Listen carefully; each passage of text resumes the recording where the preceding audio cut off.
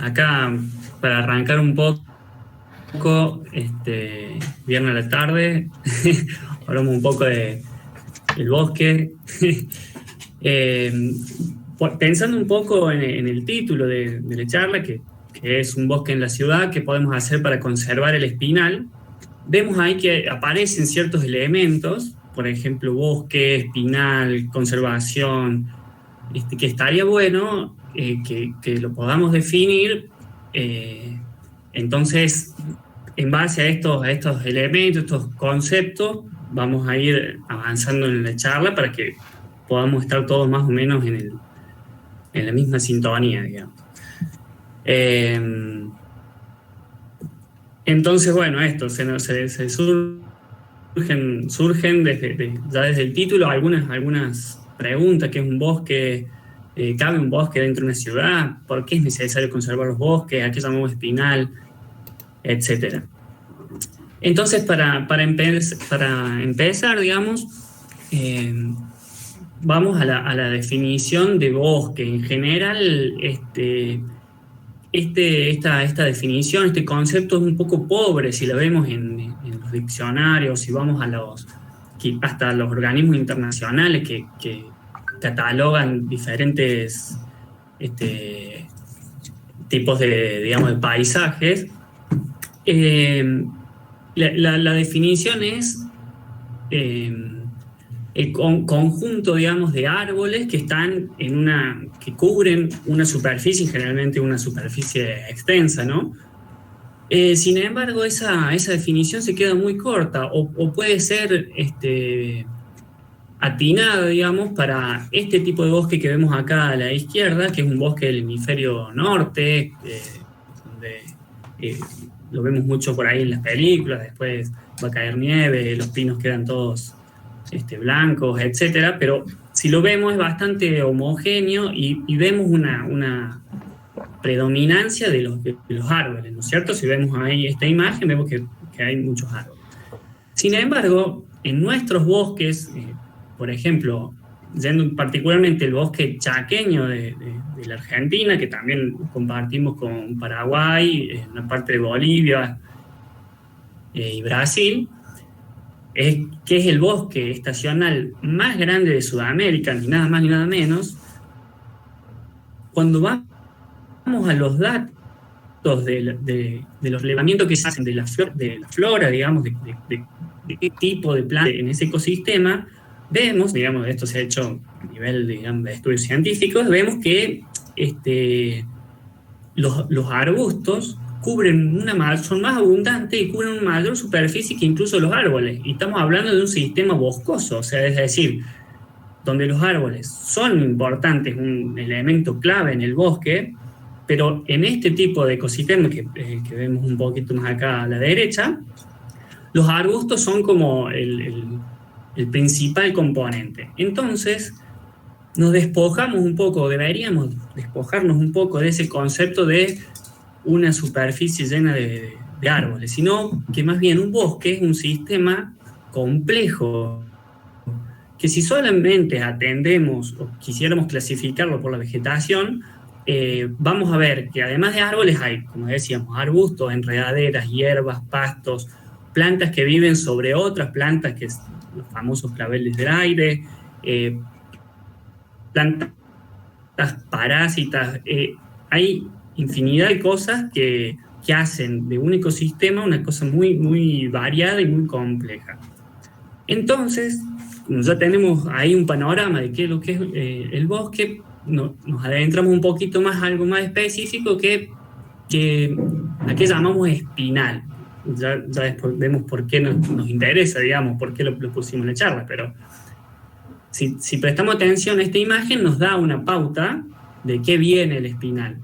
Es un bosque, como hablábamos, un bosque un poco más bajo que este bosque chaqueño, por ejemplo, donde hay partes más abiertas, partes más cerradas, con mucha presencia de arbustos, como veíamos, enredaderas, ahí lo vemos.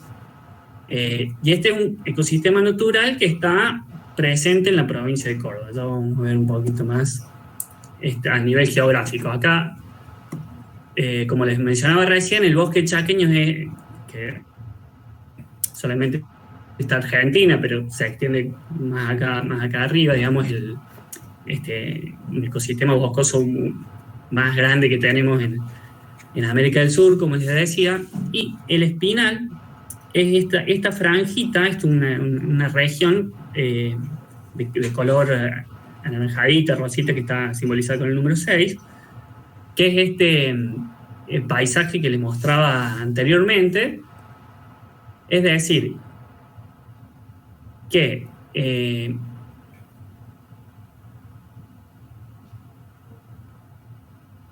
en una región hay elementos de Nico, una discúlpame una que te sintonía, corte un digamos, decir. ratito. Sí. Nico, se te está cortando un poquito. Si querés apagar la cámara, así por Dale. ahí tenés mejor conexión.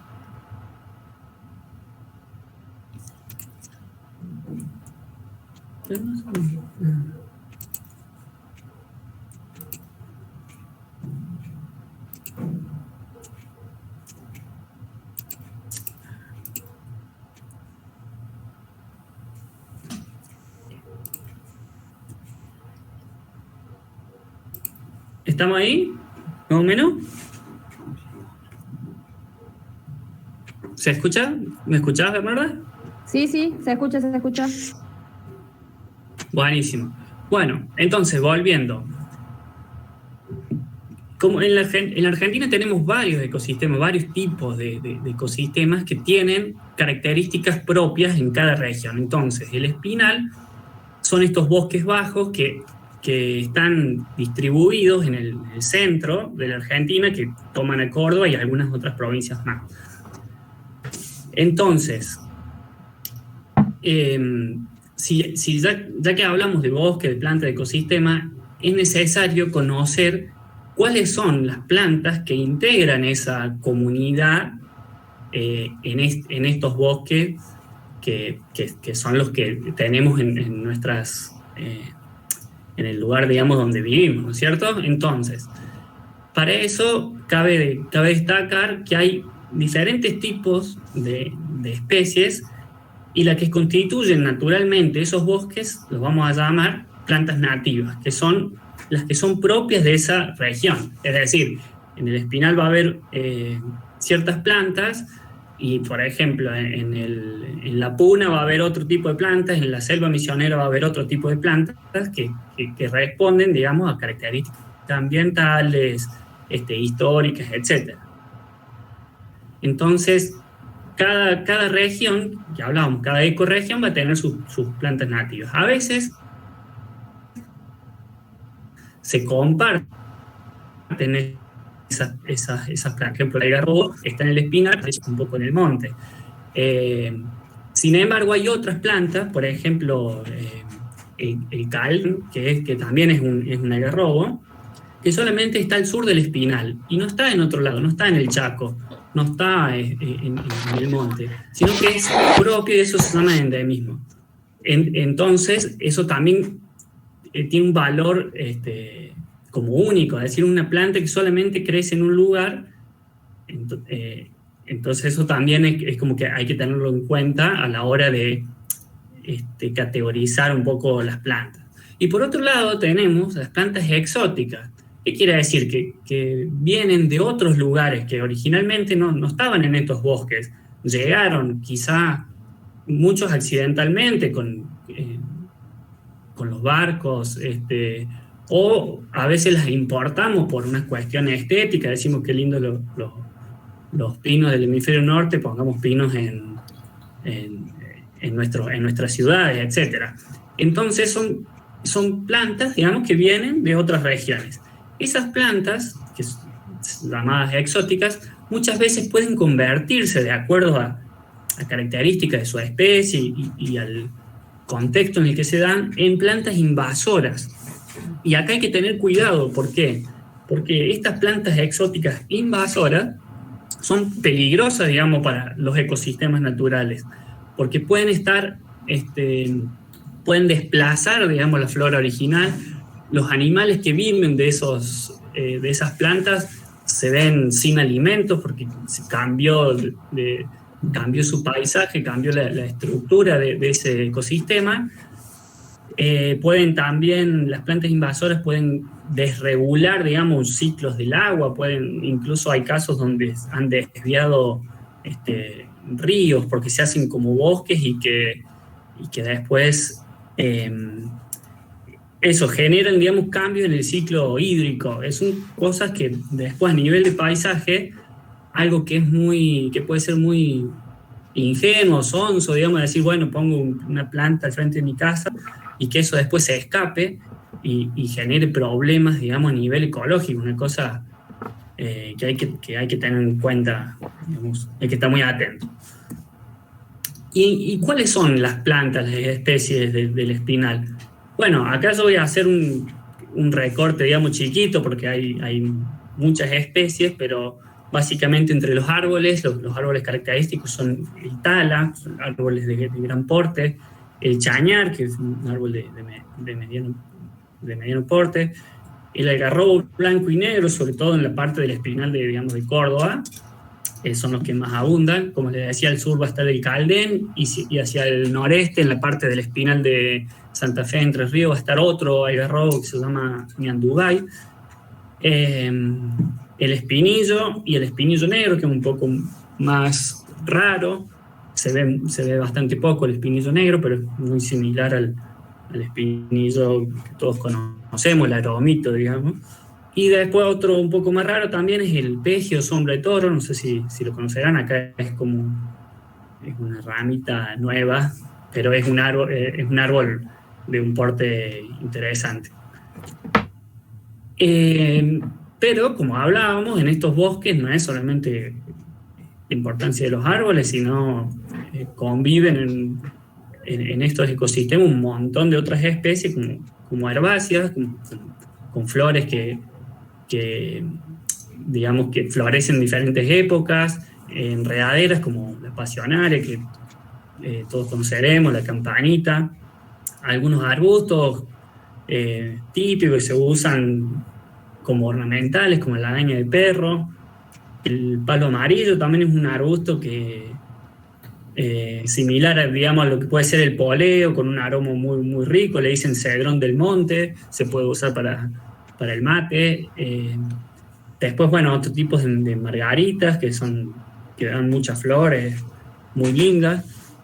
Y por ejemplo, esta es una orquídea que puede sonar raro, por ahí pensamos en las orquídeas en un ecosistema más selvático, de sierra, como más húmedo, y sin embargo esta foto la saqué ahí a la orilla de la autopista. Digamos, para los que no son de Oliva, sería la autopista que va de Córdoba a Rosario, al lado de la ruta. Por suerte florece, digamos, en una época donde no hay tanto pasto y donde no hay tanta cortadora de césped dando vuelta, entonces se pudo dejar fotografiar. Y bueno, la siguiente pregunta sería si en Oliva tenemos bosque, si nos queda bosque. No sé si por ahí también para la gente que viene de otro lado, acá estamos esta es la ciudad de Oliva, que está al sureste de la capital de Córdoba.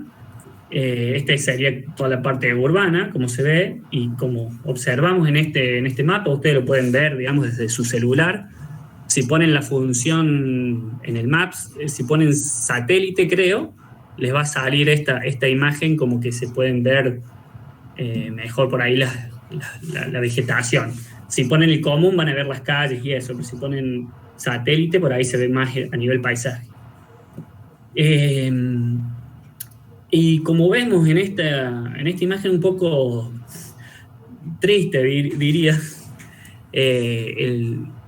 la ciudad se ve poco verde y está rodeada totalmente de campos, todo ese ecosistema del espinal que originalmente estaba ahí, nos ha quedado estas porcioncitas que se ven acá, Esto es un campo privado donde se conserva este bosque, esa primera foto que les mostraba del Espinal, un bosque hermoso, bastante grande, pero si lo vemos a nivel paisaje, en Oliva, y así en las otras zonas también, en los otros pueblos pasa lo mismo, puede quedar uno o dos, o quizás ninguno. En algunos lugares, por ahí veía que había gente de Arroyito, por ahí en esos lugares que están... yo he visto que hay un poco más de parche de bosque, digamos, en Tío Pugio, que vemos que está la reserva de Yucat, donde hay muchas hectáreas, pero son como puntitos en un mar de soja, ¿no? De cultivos, un ambiente totalmente transformado. El Espinal básicamente está extinto. Nos quedan solamente estos parchecitos de bosque que sumamente están ahí resistiendo, han resistido todos los embates que le hemos dado. Entonces, bueno, básicamente esto, que el paisaje de nuestra zona está básicamente extinto. Y ahora propongo así como una especie de juego, que si fuéramos un zorrito, una zorrita, ¿se acuerdan que yo les mostraba acá que estos son los parchecitos de bosque que les mostraba recién, del Monte 40? Y gratamente, digamos, preparando esta charla, me encontré con que aquí, que yo no conocía, también hay un parchecito de bosque, un pedacito de bosque, que la verdad que yo no conocía, que está bastante cerca también de la ciudad de Oliva. Pero si pensamos si fuéramos un zorrito y tuviéramos que ir, nos falta el alimento en este bosque, o sea, primero si tuviéramos que elegir dónde vivir, seguramente viviríamos acá, porque el bosque nos brinda un montón de alimentos, de refugio, etc. Pero si en el caso que tuviéramos que salir a escasea en ese momento, en ese lugar, o pasa algo, digamos, se inunda, bueno, cambios en el paisaje, digamos, momentáneamente, puede ser que necesiten salir a buscar a otro lado. Y si tuviera que ir hasta este otro pedacito, que es otro pedacito de bosque, tendría que hacer un viaje eterno, digamos. Y es probable que nunca lo haga, porque es una distancia bastante grande para el que camina un zorro. Entonces, yo pensaba, ¿qué pasa si ese zorrito, en cambio de hacer este viaje, hiciera un viaje más cortito, conectado con pedacitos de bosque que nosotros le pudiéramos generar para que llegara a este lugar? O simplemente, si tuviera, obviamente si esto fuera más grande, o si tuviera más superficie de bosque, quizás ni siquiera necesitaría llegar hasta este otro lugar. Entonces, el juego, digamos, se trata de esto, de que quizá le podemos brindar espacios verdes que tuvieran características especiales, digamos, para que un zorro pueda andar. Por ejemplo, esto obviamente que es algo ficticio, ¿no? Porque no hay, o probablemente el zorro no venga por el medio de la ciudad, pero qué interesante sería tener esos pedacitos de bosque donde podamos ver, no sé si zorros, pero a lo mejor más pájaros, otro tipo de animales. Entonces, hago una pausita acá, tomo un mate. Entonces, este camino que le podríamos brindar al zorrito, en biología por ahí se llama corredores biológicos, es decir, un camino que pueda conectar dos áreas que están aisladas, y entonces pueda pasar la fauna. Y eso, vuelvo un poquito, puede ser, idealmente es que fuera una cosa continua, pero bueno, no podemos atravesar la ciudad con un bosque entero, pero podríamos tener estas islitas de bosquecitos como decíamos recién, y eso también funciona como un corredor biológico de a pasitos, digamos. Y un lugar muy interesante es aquí, esta en la ciudad de Oliva, está en la calle Perón, en paralelo a las vías.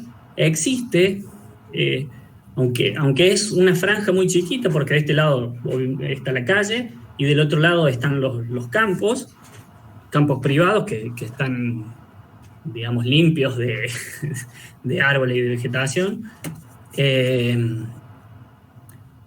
Y bueno, en este espacio, en esta franja, que es una línea, como les decía, una franja pequeña pero larga, continua, hay muchas especies de plantas que son representantes, o sea, este es un ecosistema del espinal, tal cual, nada más que reducido a una franja. Y en este lugar crecen muchas de las plantas, como les decía, incluso algunas que son muy difíciles de ver en otros lugares. Por ejemplo, el peje, que lo vemos acá,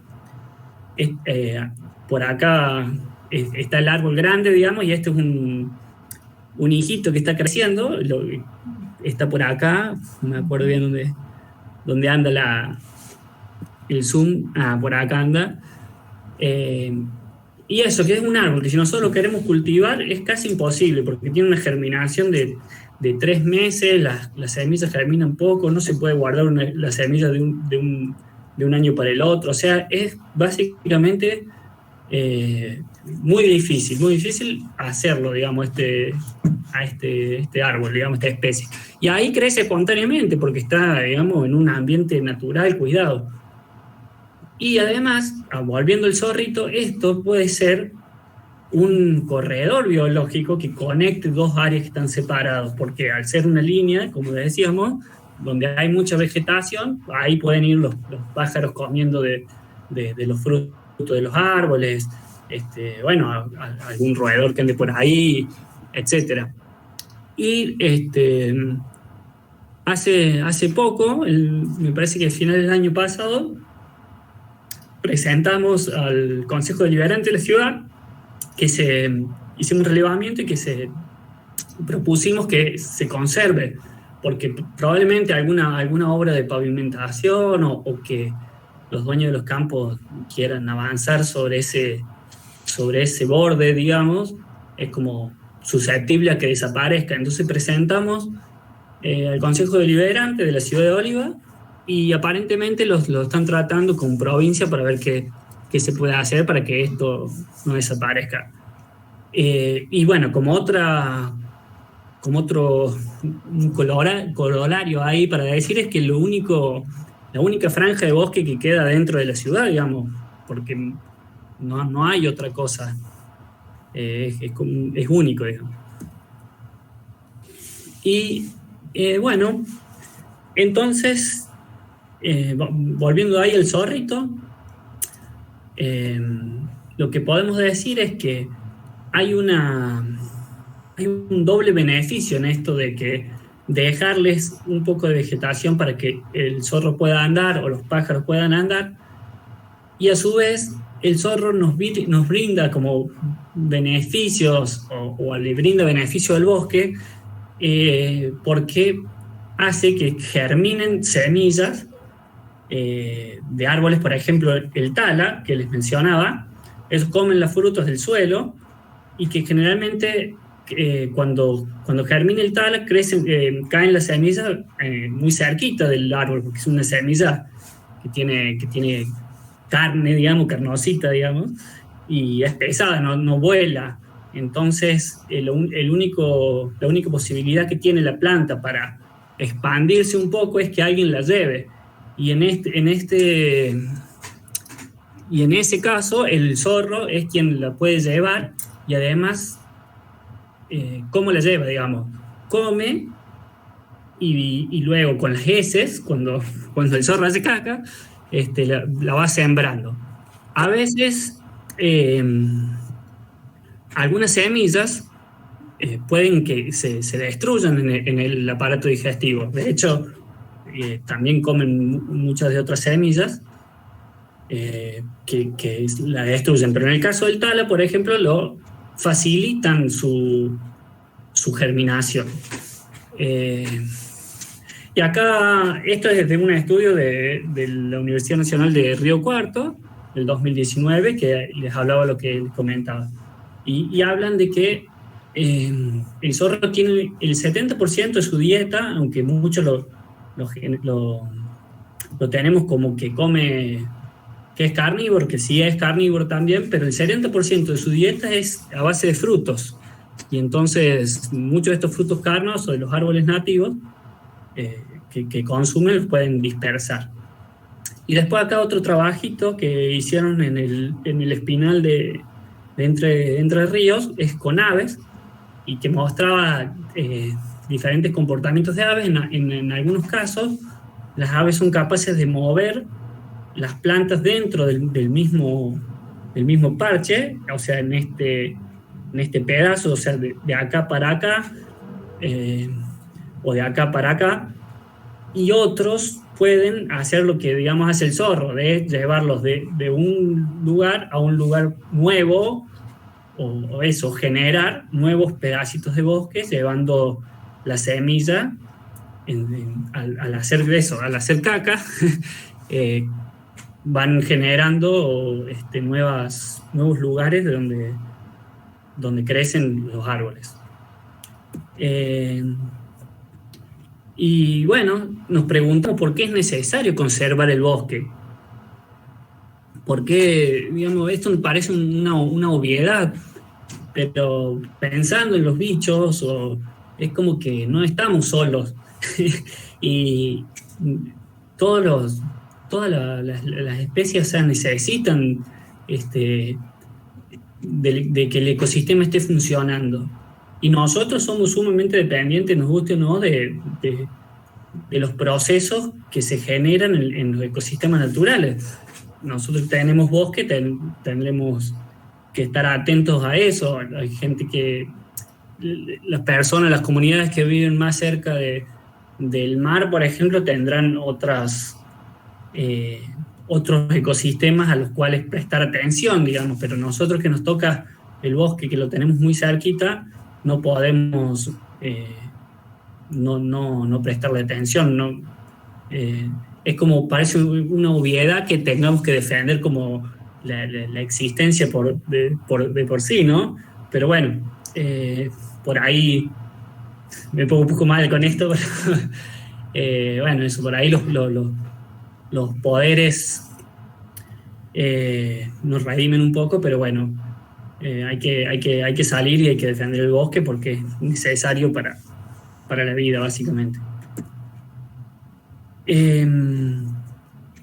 Ahí les ponía ciertas, no sé si alcanzaron a leer, pero hay muchos procesos de los cuales el bosque participa que son vitales. Y bueno, simplemente para no ahondar, que no se nos haga tan larga la charla, voy a tocar un par que es los reservorios de biodiversidad y la identidad cultural, y también de manera sencilla, y a ver a ustedes qué les parece, porque, por ejemplo, estas fotos fueron sacadas el mismo día, ahí en el Monte 40, y vemos que hay una infinidad de cosas, sea de forma, de colores, bichos, pájaros. Es una explosión de vida eso. Entonces es para mí una cosa muy hermosa y que ya vale la pena de por sí cuidarlo. Si no tenemos el bosque, esto desaparece y ponemos una foto de no sé, de choclos o de soja en un suelo sumamente pobre.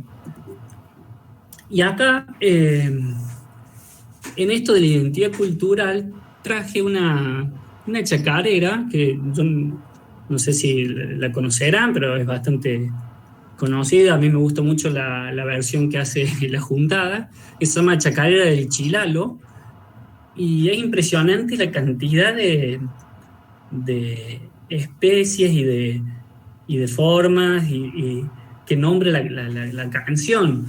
Es decir, el folclore no sería nada sin el bosque, digamos, porque es la fuente de inspiración número uno.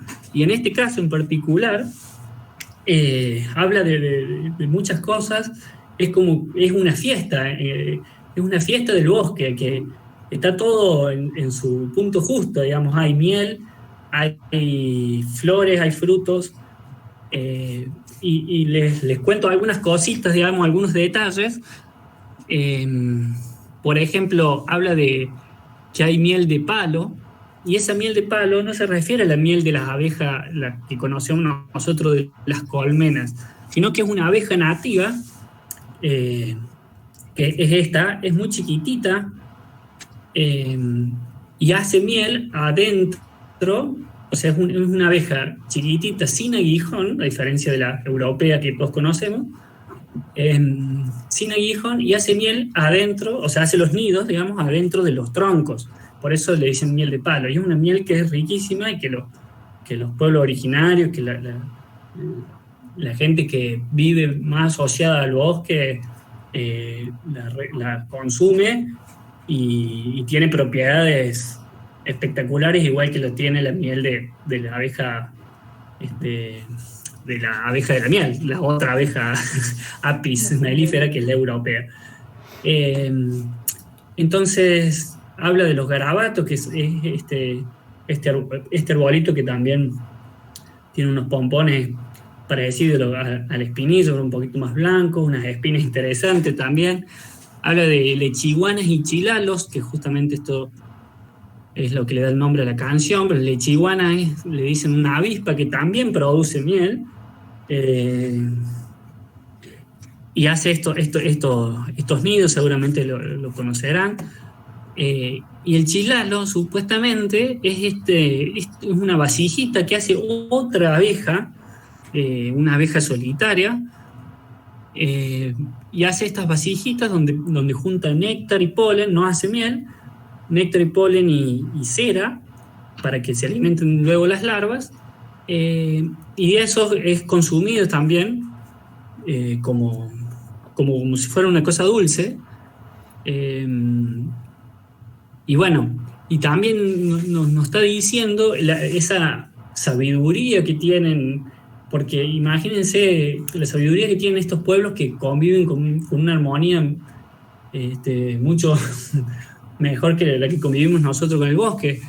Pero es como que nos resulta bastante extraño que alguien vaya de nosotros, al menos, de comer de este tipo de producto de la naturaleza, ¿no es cierto? Y sin embargo es sumamente nutritivo.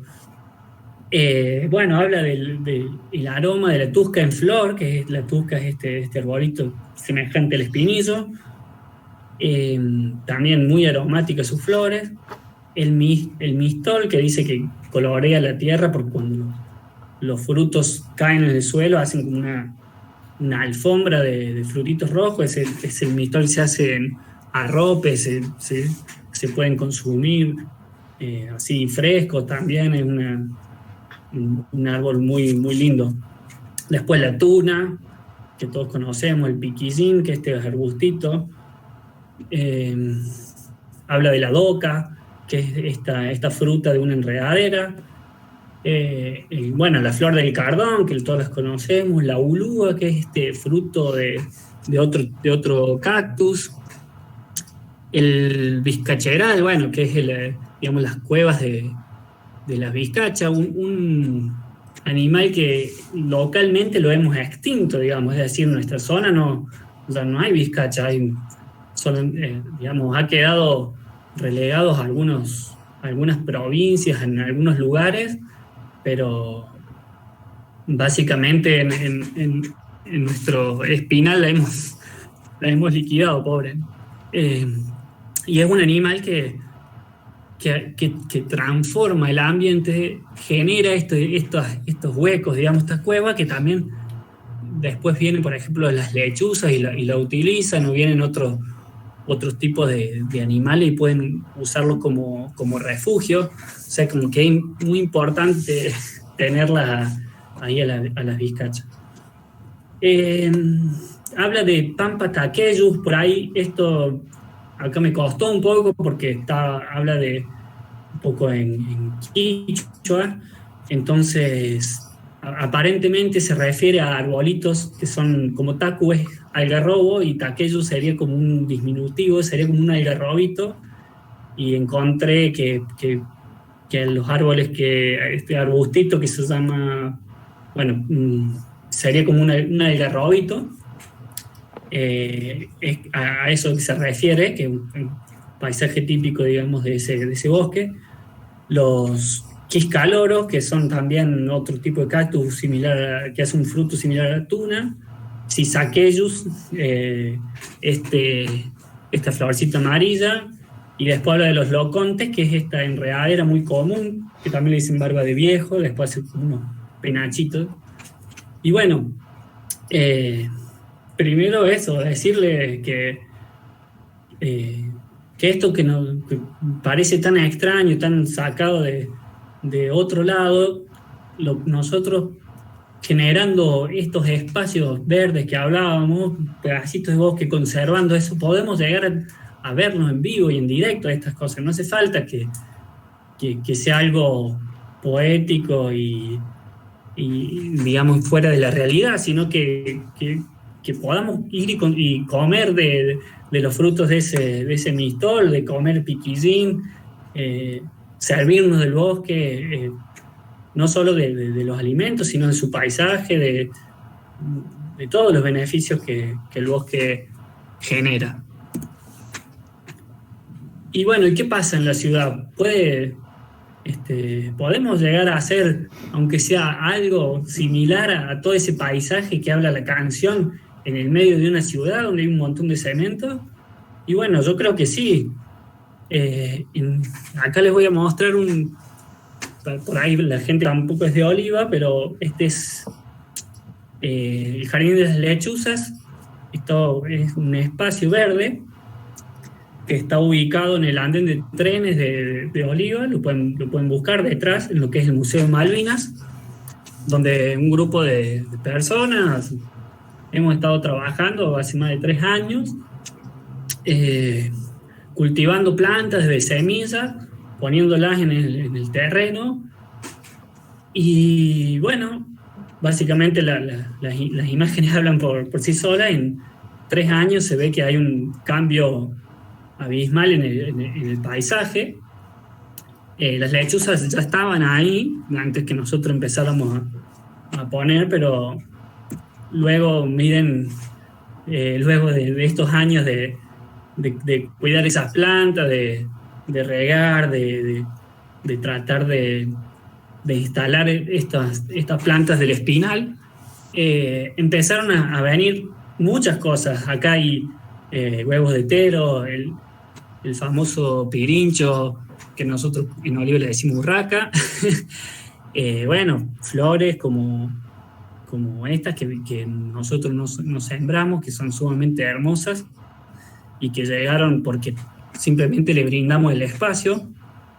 Esta abejita, que es parecida a lo que sería las abejitas que arman los chilalos, eso que decía la canción, y que, bueno, que son abejas silvestres que en general van a unas pocas plantas, a un grupo muy reducido de plantas, digamos, de especie de plantas. Entonces, si dejamos esas plantitas, vamos a tener la abeja. Si pasamos con la moto guadaña, no vamos a tener ni las plantas, ni las flores, ni las abejas. Ese es un poco lo que yo me gustaría compartirles. Entonces, ¿cuál fue la clave del éxito? Bueno, básicamente fue aflojarle a la moto guadaña.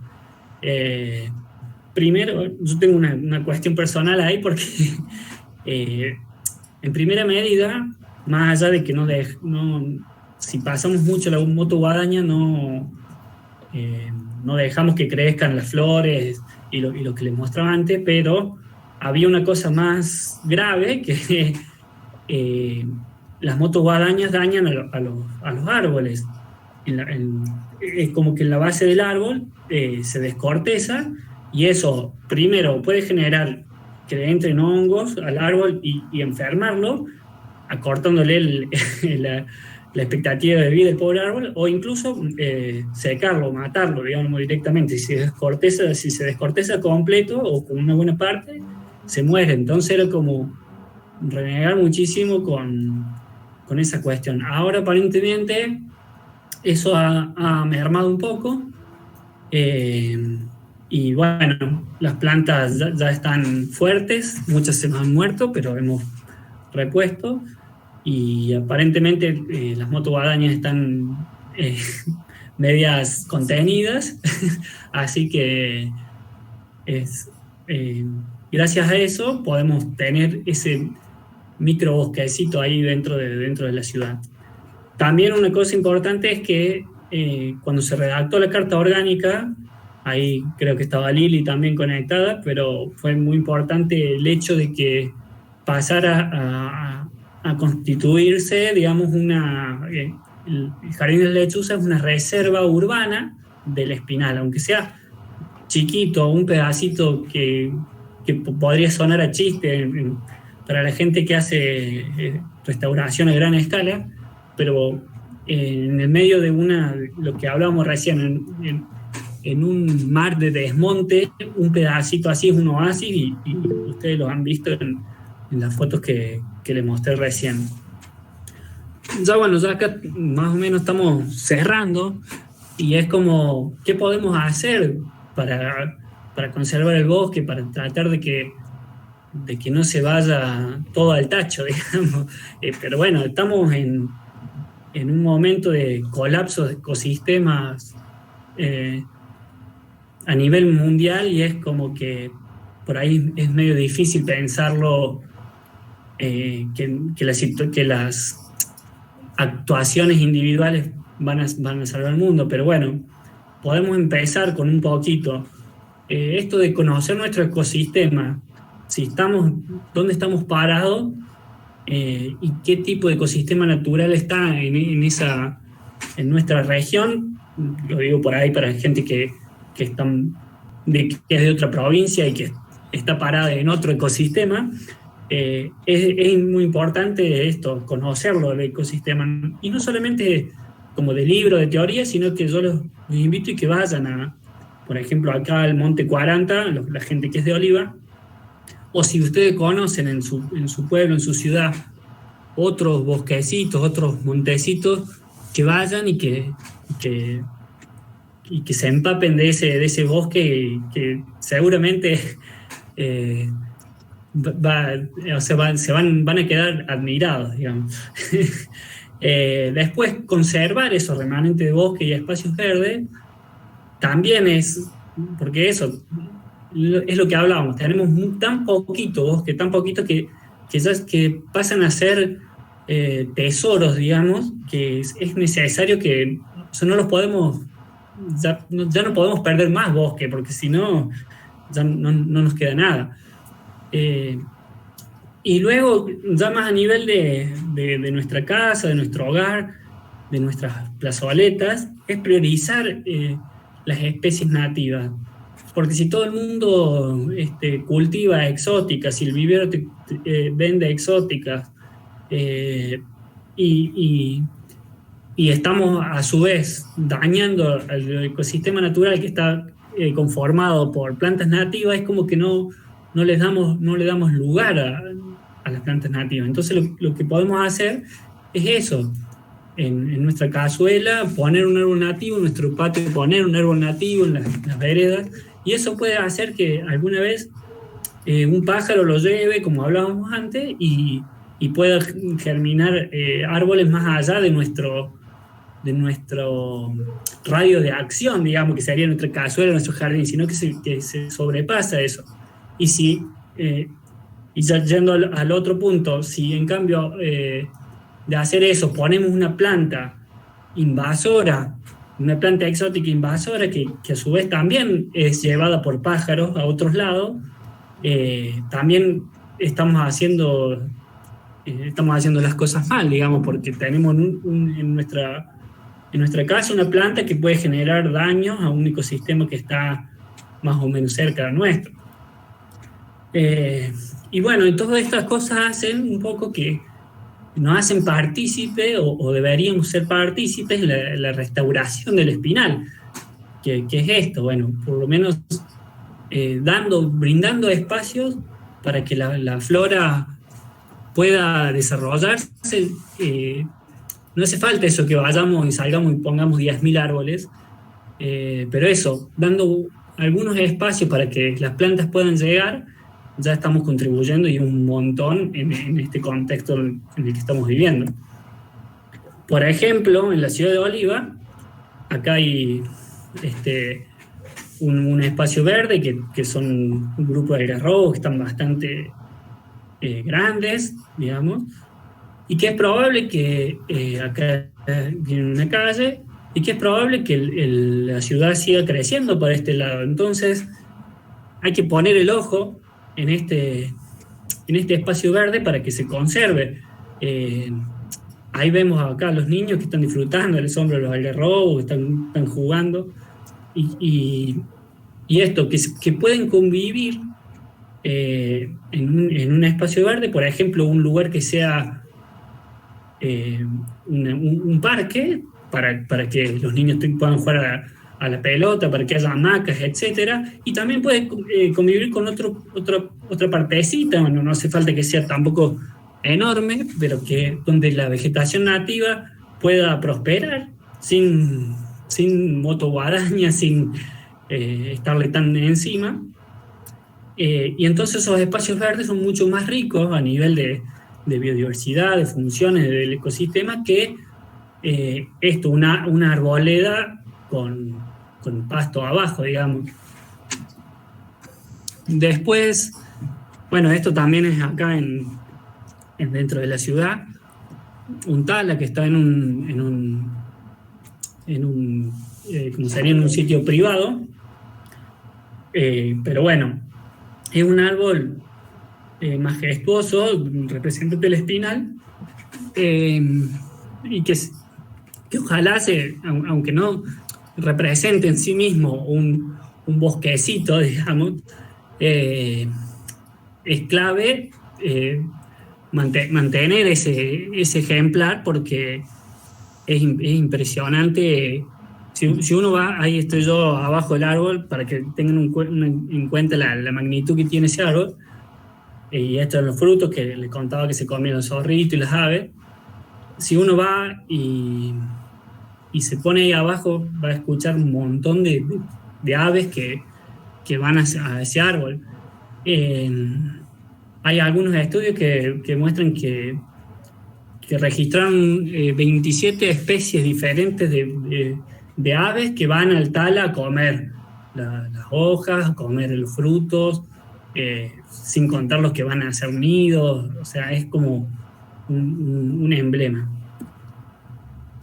Y después, yéndole al tema de cazuelas, por ejemplo, este arbolito que se llama tumiñico, o le dicen tala o talilla del rundún, le dicen rundún porque va el colibrí, que también le dicen rundún, a comer el néctar, digamos, de sus flores.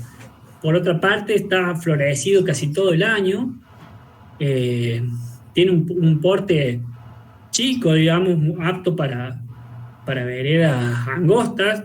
Miren, está ahí pegado a la ruta, y también de sus frutos comen otros pájaros, como el naranjero. De las hojas se come el cortarrama, que es una hembra. El macho también es más vistoso, pero miren que con una elección un poco por fuera de lo convencional, porque este es el único casi árbol que está puesto en vereda en Oliva, podemos generar un montón de cosas, ¿no? De diversidad de colores. Y también esta planta tiene la característica de que no se puede, no puede generar semillas por sí misma, necesita de otra planta. Entonces, justo al frente hay una plazoleta donde nosotros hemos puesto ahí otro ejemplar para que a lo mejor puedan hacer semillas. Y bueno, ya cerrando un poco lo que hablamos de las cosas que podemos hacer, esto es la participación ciudadana, esto que solo no vamos a cambiar nada, pero si nos juntamos y si pensamos los espacios como un patrimonio que tenemos entre todos los ciudadanos, podemos generar cosas muy lindas. Acá les cuento esto de Ayusas. Estaba creciendo un poleo. Este es el que ven acá, estas florcitas, es el poleo, que es muy utilizado, digamos, para tomar mate. Es una planta muy aromática, muy, muy fiel. Estaba creciendo espontáneamente, nosotros no lo habíamos plantado, pero crecía casi al ras del suelo. ¿Por qué? Porque venían las motoguadañas, estaba por fuera de las hileras de árboles que habíamos puesto, entonces quedaba como a merced de que pasaban las motoguadañas, y pasaban, y siempre lo cortaban, y yo nunca lo había visto, nosotros nunca lo habíamos visto, hasta que una vez dejaron de cortar, y bueno, pudo crecer un poco más, y ahí nos dimos cuenta que era el poleo y que estaba ahí creciendo a full. Así que eso, con simples cuestiones de cambiar un poco ese pensamiento de la prolijidad, la limpieza, que son limpiezas entre comillas, ¿no? Porque es como las plantas no son mugre, digamos, el yuyo no es mugre, sino que es una cuestión de cómo nos paramos enfrente a los paisajes.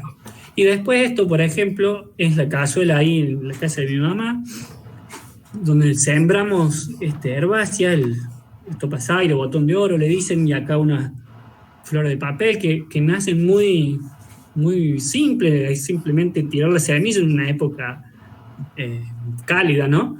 Y un poco de agua y ya va. Y entonces tenemos en una cazuela acompañando el árbol, tenemos flores, tenemos colores, y no es una cazuela llena de tierra. Yo he visto gente que barre la cazuela, está bien, a veces por ahí el viento trae alguna bolsita, algún papel, algo que no nos gusta, pero gente que saca las hojas de la cazuela cuando todo eso es beneficio para la misma planta que está ahí. Así que bueno, eso, les propongo que hagan sus cazuelas biodiversas y que le aflojemos a las cortadoras. Y bueno, como para terminar, les dejo algunas cositas que pueden ser de utilidad. Les recomiendo algunos libros. Hay muchos otros, yo simplemente por ahí son los que más uso, a los que les tengo mucho más cariño, digamos, pero hay muchos otros igualmente lindos, válidos.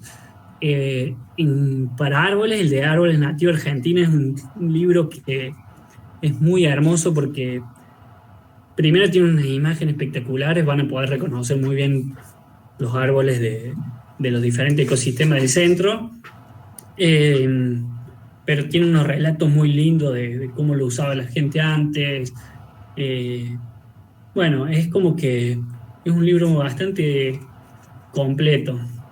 Después están las flores la guía de flores del centro de Argentina, que son 3 libros.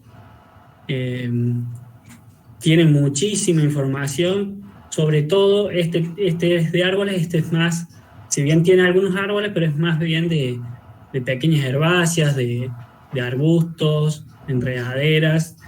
Es como que se complementan muy bien. Y después, si les interesa más la parte de cultivo, está el cultivo de plantas nativas de Einar, Calviño y Ashworth.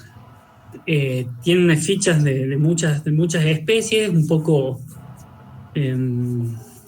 tiene como muchos experimentos donde dice más o menos cuántos germinan, cuántos no.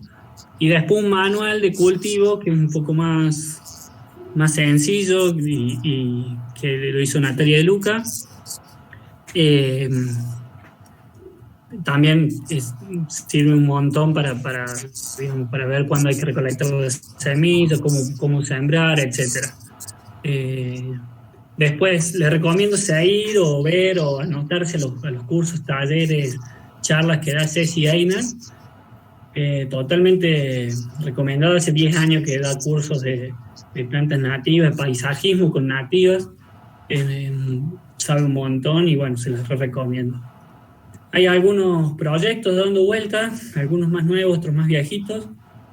Estos, sobre todo para la gente que estamos acá en Oliva, pero bueno, pueblos vecinos como Cativo Sustentable, la Asamblea Cachicoya, que es de Laguna Larga, Cumanta Huasi de Hernando, el proyecto de Bosque Nativo de acá de la UNC en Córdoba. En Oliva se ha generado un grupo que se llama Voluntarios Climáticos, por la acción climática, donde se dan muchas charlitas, muchos intercambios entre gente que hace plantas, que hace huertas. Es muy lindo, les recomiendo ahí. Y también les cuento que con mucha de esta gente de estos otros proyectos vamos a sacar pronto un video educativo para las escuelas con temas referidos al espinal. Entonces, bueno, todavía se está editando, pero ya pronto va a salir.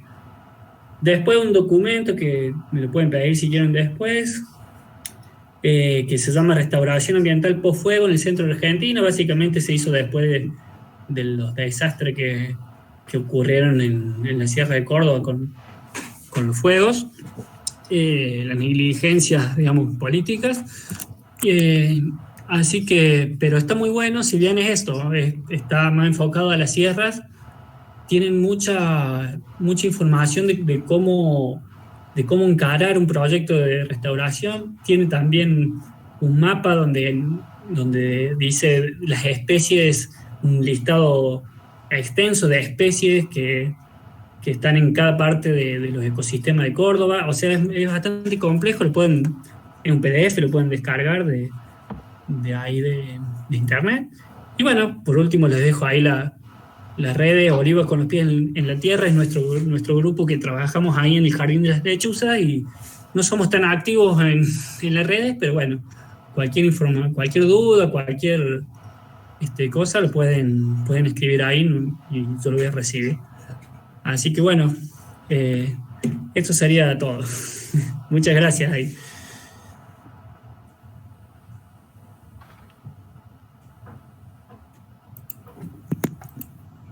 Bueno, Nico,